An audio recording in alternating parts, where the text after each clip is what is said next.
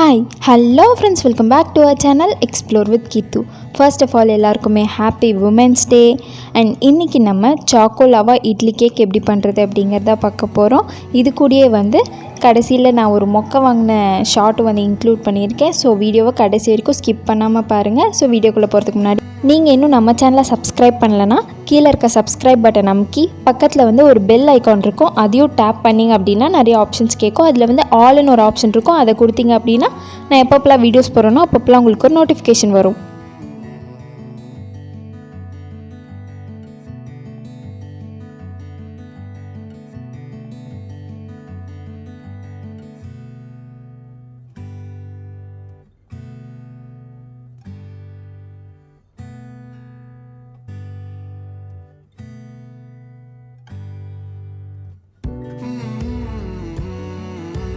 First ஒரு empty பேனில் கொஞ்சோண்டு தண்ணி ஹீட் பண்ணிக்கலாம்.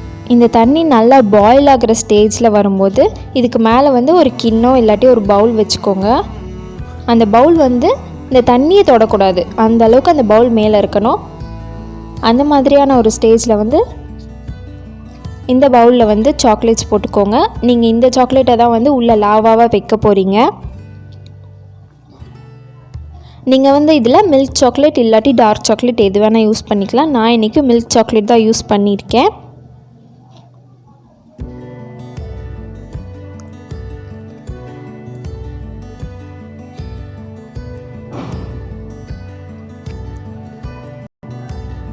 சப்போஸ் நீங்கள் இந்த ஸ்டேஜில் வந்து டார்க் சாக்லேட் சேர்த்துருந்தீங்க அப்படின்னா கொஞ்சோண்டு அன்சால்டட் பட்டர் வந்து சேர்த்துக்கோங்க.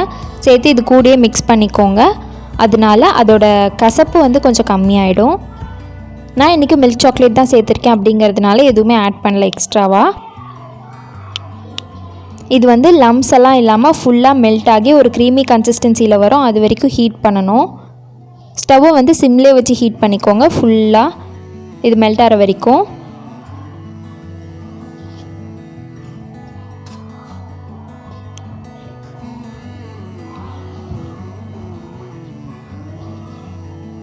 Okay, super. இந்த அளவுக்கு க்ரீமி கன்சிஸ்டன்சியில் வந்துச்சு. இதோட ஸ்டவ் ஆஃப் பண்ணிடலாம். இந்த ஸ்டேஜில் வந்து நீங்கள் கொஞ்சோண்டு டேஸ்ட் பண்ணி பார்த்துக்கோங்க, ரொம்ப கசப்பாக இருக்கா இல்லை ரொம்ப ஸ்வீட்டாக இருக்கா அப்படின்ட்டு. அதுக்கேற்ற மாதிரி நம்ம கொஞ்சோண்டு ஆல்டர்னேட் பண்ணிக்கலாம்.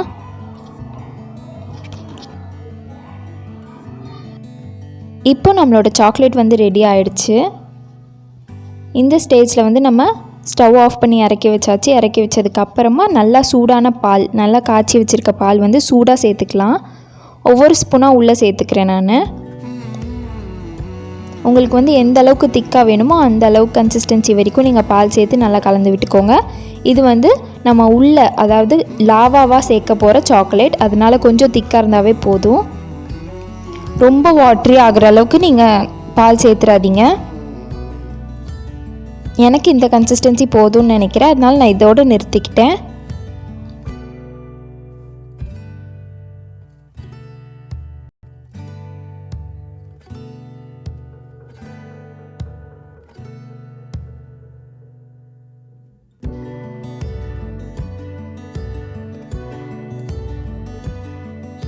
இப்போ வந்து நம்ம இட்லி பேட்டர் ரெடி பண்ணுறதுக்கு ஒரு சீவில் வந்து 1 கப் மைதா, அது கூடயே வந்து 1 ஸ்பூன் அளவு அன்ஸ்வீட்டன்டு கோகோ பவுடர் சேர்த்துக்கிறேன்.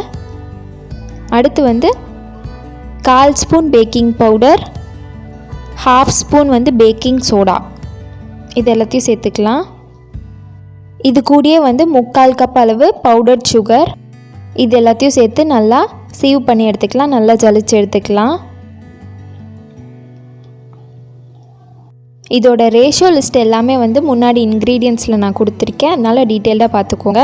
இப்போ இதை வந்து சீவ் பண்ணி எடுத்ததுக்கப்புறமா 1 ஸ்பூன் அளவு வெனிலா எக்ஸ்ட்ராக்ட், அப்புறம் பால் வந்து நான் ஃபஸ்ட்டு 3/4 கப் ஊற்றுறேன். ஃபஸ்ட்டு 3/4 கப் ஊற்றி நல்லா கலந்து விட்டுக்கோங்க. அடுத்து ஒரு 1/4 கப் அளவு ஆயில், நீங்கள் எந்த ஆயில் வேணால் சேர்த்துக்கலாம், வெஜிடபிள் ஆயில், சன்ஃப்ளவர் ஆயில் எது வேணால் சேர்த்துக்கோங்க. சேர்த்து நல்லா கலந்து விட்டுக்கோங்க. இப்போது இதுக்கப்புறமா நம்ம ஆல்ரெடி 3/4 கப் பால் சேர்த்தோம் இல்லையா, அது வந்து பத்தலை அப்படின்னு நினச்சிங்கன்னா இன்னும் கொஞ்சம் எக்ஸ்ட்ராவாக நான் ஒரு எக்ஸ்ட்ரா ஒரு 3 ஸ்பூன் அளவு பால் சேர்த்துருக்கேன். சேர்த்து நல்லா கலந்து விட்டுக்கிறேன். பேட்டர் வந்து இந்த கன்சிஸ்டன்சியில் இருக்குது நமக்கு. கொஞ்சம் கொஞ்சமாக பால் சேர்த்துக்கோங்க, நிறையா ஊற்றிடாதீங்க. ஸோ இப்போ நம்ம பேட்டர் ரெடி ஆயிடுச்சு. நெக்ஸ்ட்டு நம்மளோட இட்லி பாத்திரத்தில் ஃபுல்லாக நெய் ஊற்றி நல்லா தடவி விட்டுக்கலாம், ஸ்ப்ரெட் பண்ணி விட்டுக்கலாம். இதில் வந்து நம்ம கலக்கி வச்சுருக்க பேட்டர் ஒரு ஸ்பூன் ஃபஸ்ட்டு ஊற்றிட்டு, அடுத்து வந்து நம்ம ரெடி பண்ணி வச்சுருக்கோம்ல சாக்லேட், மெல்டட் சாக்லேட், அதை வந்து ரொம்ப அதிகமாக போட்டுறாதீங்க, கம்மியாக நடுவில் போட்டு அதுக்கு மேலே மறுபடியும் வந்து பேட்டரை ஃபில் பண்ணி விட்டுருங்க. இதே மாதிரி நீங்கள் எவ்வளோ பேட்டர் செஞ்சு வச்சுருக்கீங்களோ இல்லை எவ்வளோ உங்களுக்கு வேணுமோ அந்த அளவுக்கு ஃபுல்லாக ரெடி பண்ணிக்கலாம்.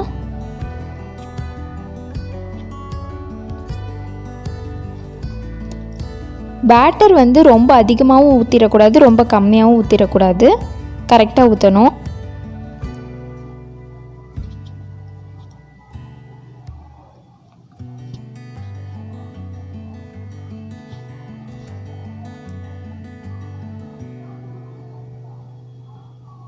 இப்போ இட்லி பாத்திரத்தில் கீழே கொஞ்சோண்டு தண்ணி வச்சு ஹீட் ஆகிட்டுருக்கு, ஒரு 10 மினிட்ஸ் ஹீட் ஆகிட்டுருக்கு. மீடியம் ஃப்ளேமில் வச்சுக்கோங்க எல்லாத்தையுமே. இப்போ வந்து நம்ம ஊற்றி வச்சுருக்க இட்லி தட்டோடு சேர்த்து உள்ளே வச்சு மூடி வச்சிடலாம்.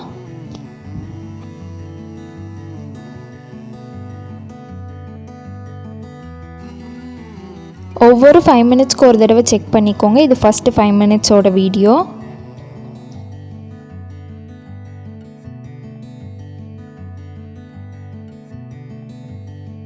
இப்போ வந்து 10 மினிட்ஸ் ஆகிடுச்சு. உள்ளே இருக்க லாவாலாம் நல்லா கொப்பளிக்குது பாருங்கள், வல்கனோ மாதிரி. இப்போ வந்து மொத்தமாக ஒரு 13 மினிட்ஸ் ஆகிருக்கும். ஒவ்வொரு பேட்டர் பொறுத்தும், ஒவ்வொரு மாவு நம்ம யூஸ் பண்ணுறது பொறுத்தும் அதோட டைமிங் மாறும். டு த மேக்ஸிமம் 15 மினிட்ஸ் ஆகும் மொத்தமாக ரெடி ஆகிறதுக்கு. நான் 13 மினிட்ஸ்லேயே போதும் எடுத்துட்டேன்.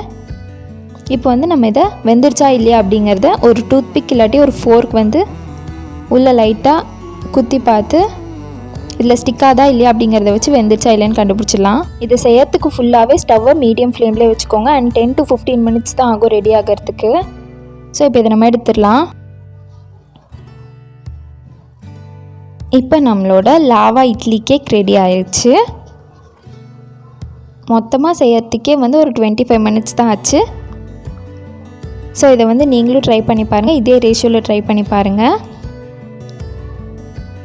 நான் ப்ரெசன்டபுளாக இருக்கணும் அப்படிங்கிறதுக்காக மேலே கொஞ்சோண்டு பவுடர் சுகரை வந்து ஸ்ப்ரெட் பண்ணி விட்டுக்கிறேன். இது வந்து ஆப்ஷனல் தான், நீங்கள் வேணான்னா விட்டுறலாம்.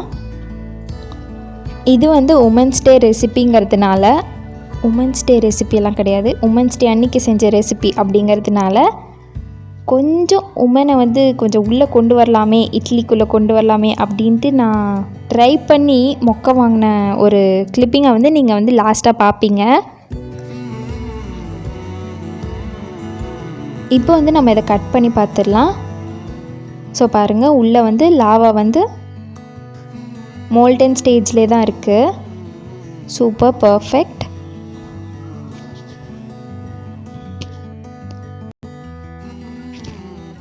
ஸோ இந்த ரெசிபியை வந்து நீங்கள் வீட்டில் ட்ரை பண்ணி பார்த்துட்டு உங்களோட ரிசல்ட் எப்படி வந்துச்சு அப்படிங்கிறத எனக்கு கமெண்ட்டில் சொல்லுங்கள்.